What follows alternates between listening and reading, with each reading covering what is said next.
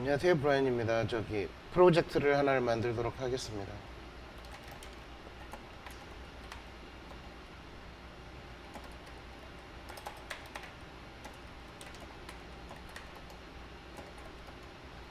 스터디라는 폴더로 갔고요. 여기에서 비주얼 스튜디오 프로젝트를 하나를 만들도록 하겠습니다. .NET New SLN 하시면요,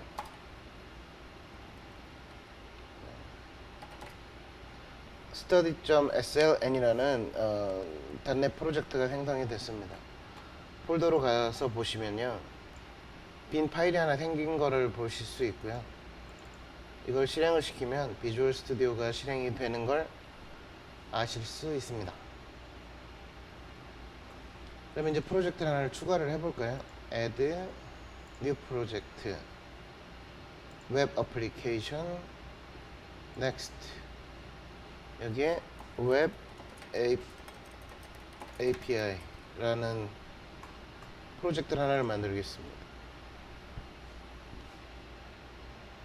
프로젝트는 API로 만들 거고요. 네, 기본 세팅으로 진행을 하죠.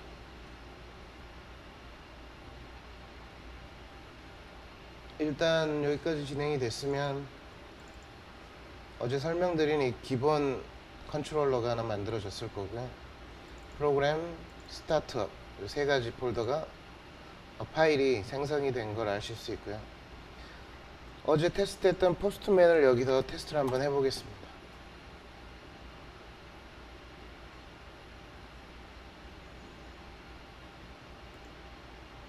일단 웹 API로 바꾸시고요. 실행을 하시면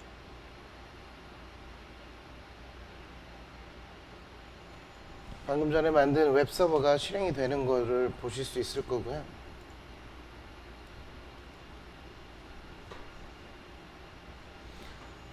여기 나온 주소를 복사를 하셔서 실행을 하시면 API의 values에 가서 실제 값을 가져오는 테스트 API를 보실 수가 있을 겁니다.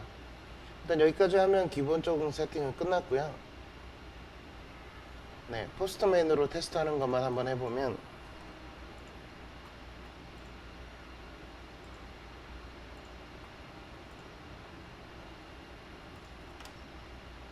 주소를 넣고 get이라는 함수로 한번 보내보시면 방금 화면에서 보셨던 값, 똑같은 값을 보실 수 있습니다.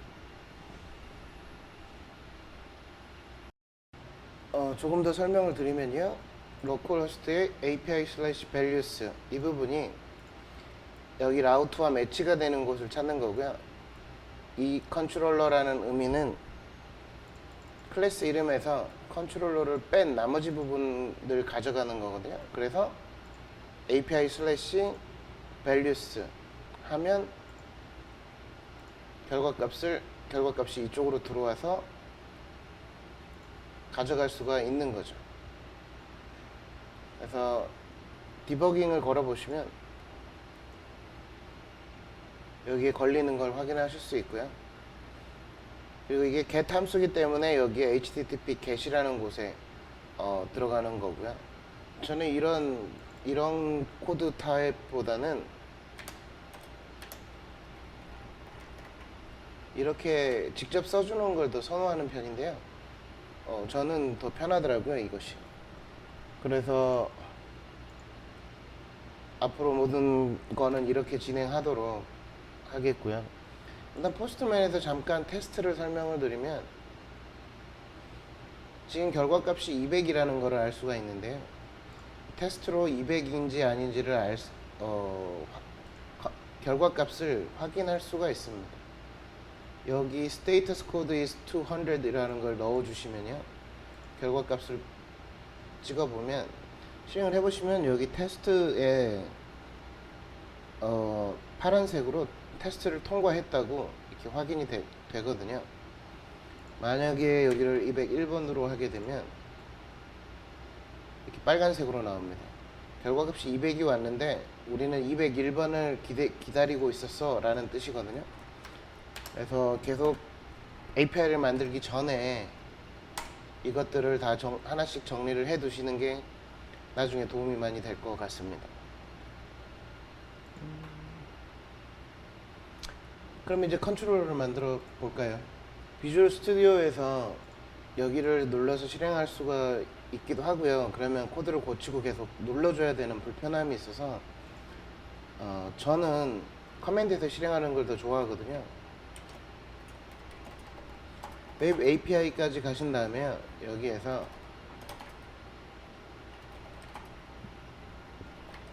.NET Watch Run이라고 실행을 시키시면요, 조금 기다리시면 프로그램이 실행이 되고요.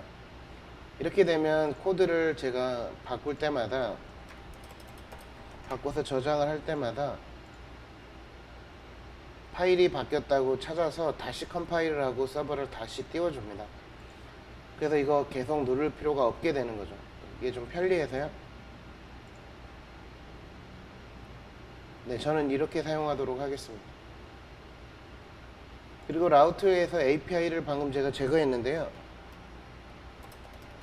원래는 이렇게 돼 있었는데 이걸 제거하고 저장을 한 다음에 포스트맨에서는 이 경로가 바뀌어야겠죠.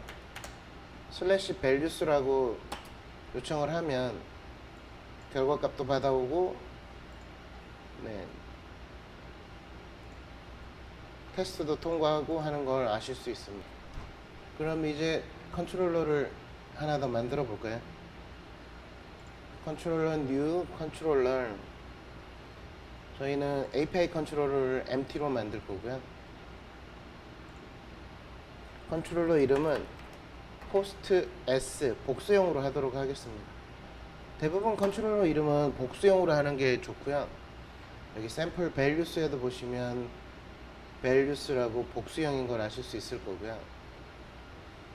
그리고 여기 URL 라우트에도 복수형으로 해주시는 게 규칙상으로는 맞습니다. 표준 규칙상으로.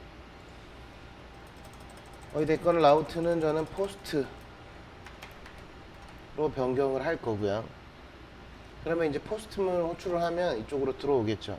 그리고 이제 기본 제일 첫 번째 컨트롤, 그러면 첫 번째 코드를 코딩 해보도록 하겠습니다.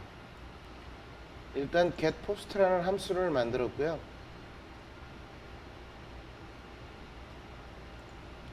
.NET Watch가 자동으로 컴파일을 해서 실행이 된 거라 보실 수 있을 거고요. 이번엔 501번에 끝에 post라는 걸 추가를 해가지고 리퀘스트를 한번 날려보도록 하겠습니다. 그러면 코드를 한번 만들어 볼까요? 함수 하나를 생성을 했고요. 이 함수는 http get 이라는 명령어가 들어올 때 실행을 하겠다라고 설정을 해주고요. 라우팅은 포스트로 정의를 하였습니다. 그리고 포스트를 하면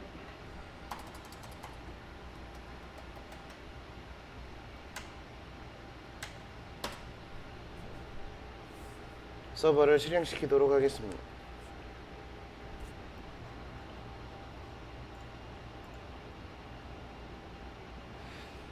서버를 재시작을 하고 나면 포스트로 결과값을 하면 방금 데이터로 만들었던 이 데이터가 날라오게 되는 거죠. 방금 데이터는 이 데이터입니다. 일단 이 코드를 좀 더 나은 방법으로 리팩토링을 해보도록 하겠습니다. 일단 폴더 하나를 만들 거고요. response model이라고 폴더를 하나 만들겠습니다. 그리고 여기에 클래스를 하나를 만들 건데요. 이름은 postDTO라고 만들게요. postDTO는 결국 결과값을 리턴해주는 그 데이터 트랜스퍼 오브젝트만 만들면 되는데요. 저희가 이걸 데이터로 넣을 거거든요. 그래서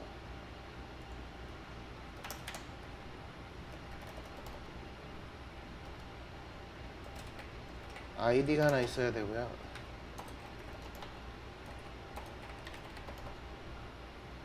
타이틀,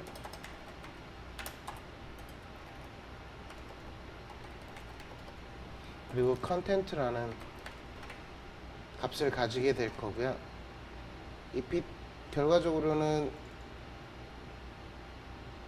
get post라는 함수는 이 post dto라는 걸 리턴을 프론트엔드에 리턴을 하게 되는 거죠.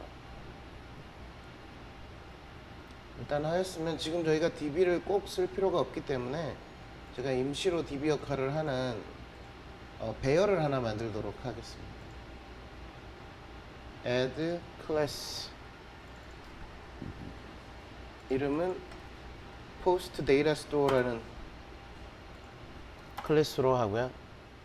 실제 코드를 만들면요 다음처럼 생겼을 거거든요.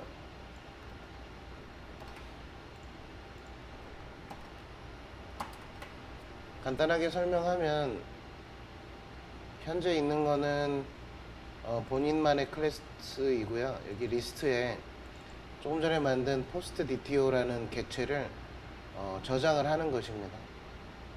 그래서 리스트고 이 리스트에 추가하고 삭제하고 뭐 가져올 수도 있고요. db처럼 동작하는 건데 db를 만들기 귀찮아서 일단은 이렇게 하는 걸로 일단은 하겠습니다. 이제 원래 포스트 컨트롤러의 코드를요 바꿔야 될 것 같은데요.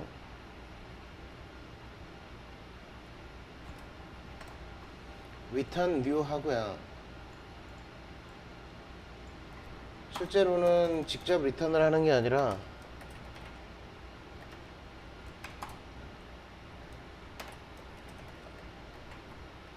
post data store에서 가져와서 db에서 가져오듯이 가져와서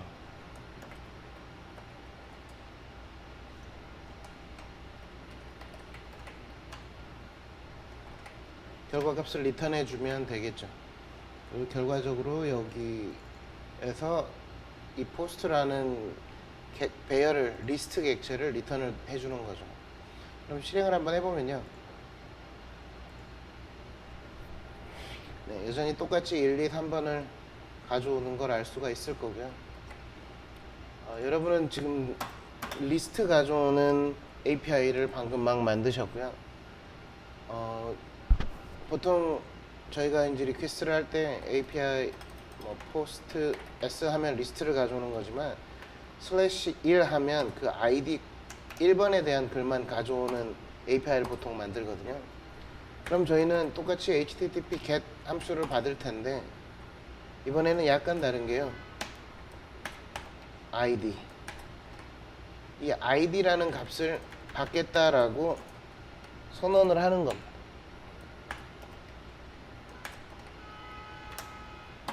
그러면 함수를 한번 만들어 볼까요? 이렇게 하면 이 id로 들어오는 애가 사실은 여기에 들어오는 값이거든요. 저희는 1이라고 하죠. 이 id 값과 여기 int 값은 같아야 됩니다. 그래서 URL로 쿼리 스트링으로 보내면 그 id 값이 잘려서 1로 들어오게 되는 거죠. 그러면 그 id 값을 같은 배열만 찾아서 아까 그 세 가지 데이터 중에 1번 id 값에 해당되는 애만 보내줘라 라는 거죠. 그럼 이걸 실행을 한번 해보면요. 이거는 전체 리스트를 가져오는 게 되는 거고요. 여기 id 2번을 가지고 오고 싶다 그러면 posts에 2번 해서 검색을 누르면 2번에 대한 내용만 가져오게 되는 거죠.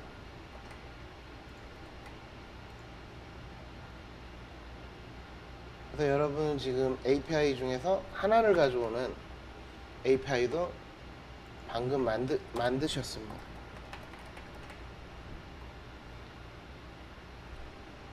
네, 그럼 코드를 조금 더 변경을 해보도록 할게요. 지금은 JSON 리절트라는 형태로 보내게 되어 있는데요. 아까 그 밸류에서 보시듯이 보통 일반적으로는 액션 리절트라는 애를 보내주게 되거든요. 그 결과값을 아예 액션 리절트로 바꾸도록 하겠습니다.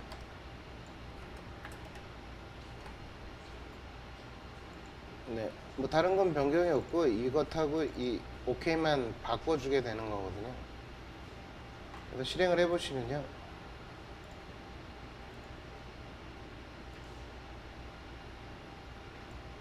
기존과 똑같이 200번이 오고 결과값도 똑같이 오는 걸 아실 수 있을 거고요.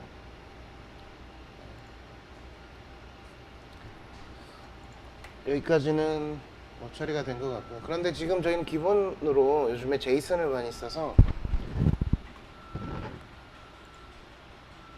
네, 제이슨 결과 값으로 보통 많이 보내주는데요. 특정 고객에 따라서 XML이 필요한 경우도 있습니다. 결과 값이. 그러면 XML을 지원을 해보도록 하죠. 네, 스타트업에 가셔서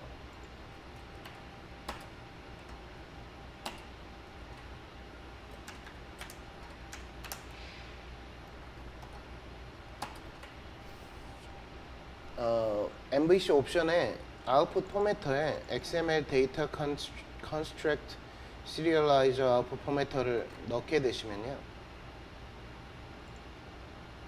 넣고 네, 호출을 한번 해보도록 하겠습니다. 제이슨으로 여전히 나올 거고요.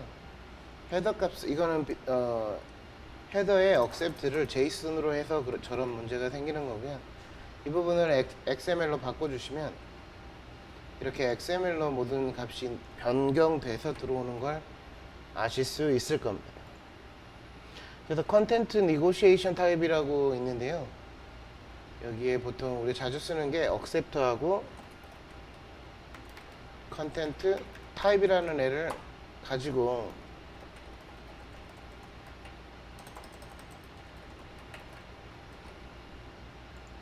서버와 어떤 값을 받겠다라고 주고 받겠다라고 니고시에이션을 하는 거는 이렇게 사용을 하는 거고요. 이 값을 넣지 않으면 기본적으로 제이슨으로 인식해서 제이슨으로 주고 받게 됩니다. 일단은 어제 강의가 한 게 여기까지가 마무리였습니다. 일단 여기서 마치도록 할게요.